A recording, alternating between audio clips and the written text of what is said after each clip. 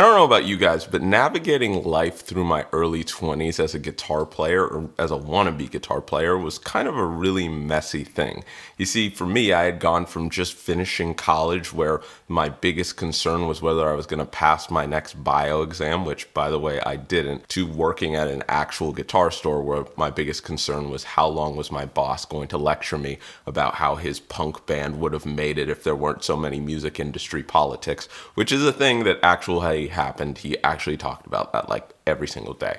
But working at a guitar store, I felt like I had the world kind of in front of me, right? You walk in every day and you just see this big wall of 335s and Fender American Strats, and you were like, wow, this is as good as it gets. They may be paying me minimum wage, but the fact that I get to play one of these guitars every like couple of hours, this is more than I could have dreamed of.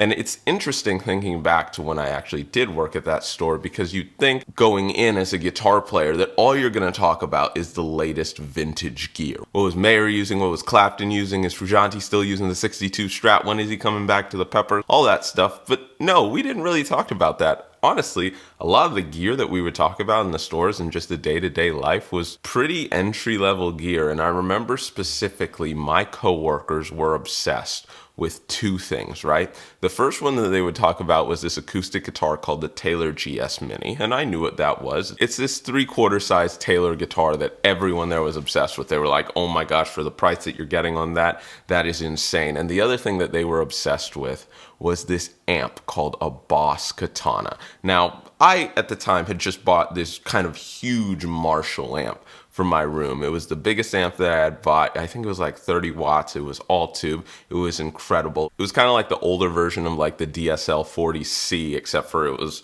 bigger and it had higher wattage, and I really didn't have the means to crank it. And I was like, what is this Boss Katana? Do I need to return my Marshall to get this thing? And they were like, Mike, the Boss Katana is insane. It's a practice amp. And I was like, it's a what? What are you talking about? And they kept going on every single day about how sick the Boss Katana was. And if you're a former guitar store employee or a current guitar store employee, let me know if you've had similar experiences, because literally all we talked about were like the entry-level pieces of gear that were coming in. But fast forward a couple years later, I was talking to my friend Andy, who's one of the best guitar players I've ever met. He was telling me about some of the tones he gets and some of the gear that he uses live. And he was like, I actually use a Boss Katana live a lot of the time when I gig. And I was like, okay, but it's time to get on this. It's time to literally try this amp out. So I've only played through one once or twice. I've been on Facebook Marketplace and Craigslist all morning. I have like 3 or 4 people that I was trying to like wager. I found one earlier this morning on Craigslist and I was ready to go with that one, but that was like a way old one, and this one is the Mark II. And so this guy on Facebook Marketplace, after bartering and haggling like I do,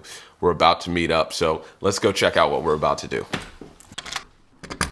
All right, let's go. Yeah, so looks like it's full working condition. Even threw in like a new USB cable so I can plug it in for more tones. So tuck that in right there.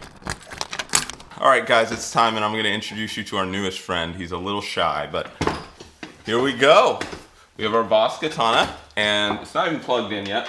All right, so we finally got it working. I'm not gonna lie, downloading the Tone Studio for me was a little bit frustrating. That might have been my own fault. Got it secondhand, like the drivers hadn't updated and the actual amp hadn't updated to be compatible with the software. So I just sat here for like an hour trying to get it done, because I know the Tone Studio for like the Katana is what kind of makes it so amazing. But once I got it going, like just the ability to like dial in a reverb on here and have it already like coming out of the amp, that was incredible. I have it mic'd up right now, so here's the first glance.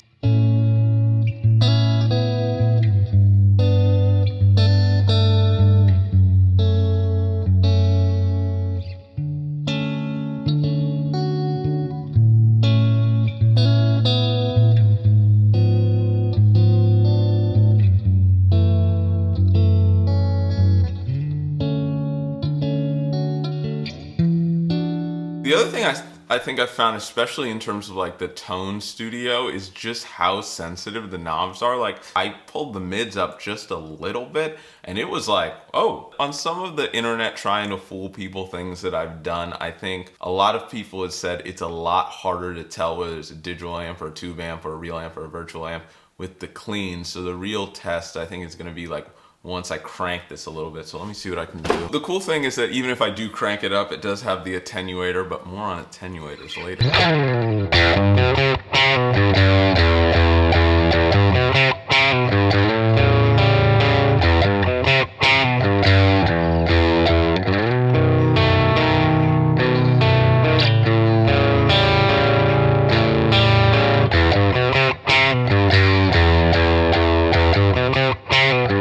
That was just on the crunch tone, so even with the lead, crunch, and clean tone, you don't even have to pull it up all the way to lead to start getting a little bit of that high gain, which I also like. But if I really want to go high, I need a different guitar, so.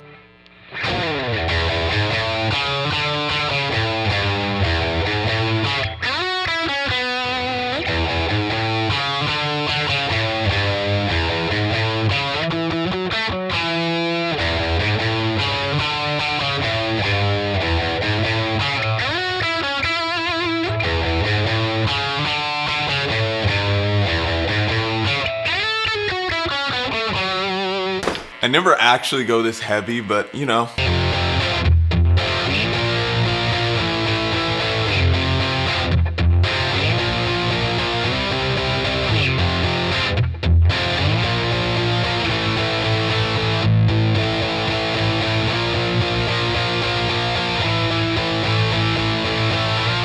Okay, so the very last thing I wanted to try is apparently you can record direct in just through this, so I want to see how that sounds.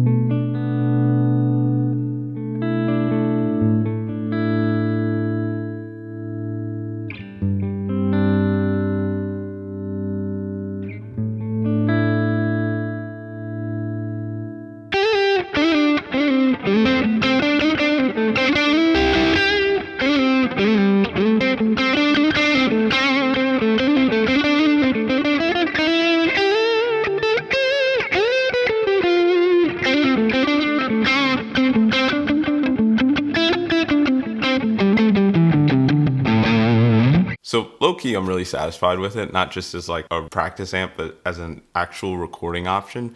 Like this thing sounds amazing, and the variety of capabilities that you can do, not just like miking it up. I would honestly, if I could do it over again, I would maybe, depending on what I'm doing, would be very happy with just going straight in and using it as kind of an interface. Like the tones you can get on this thing are kind of amazing. And like I said, just being able to go from my computer straight into the amp without having to even touch the amp. As someone who likes to engineer sound without having to rush over to my amp and come back, that's like just being able to sit at my desk. That's a literal game changer. Anyway, thank you so much for watching. I love doing these adventures and seeing what different types of gear I can get. Tell me what tones you like to get on the Boss Katana. Also, if you don't want to meet up at coffee shops and keep getting these things like I do, all the links to all the gear that was used in this video can be found in the description. You can get it all at Sweetwater. It's one of the best ways to support the channel. Also, if you had fun here, make sure to like and subscribe. Tell me what piece of gear you want me to review next. And most important of all, have a fantastic day. I wanna run through the halls of my high school.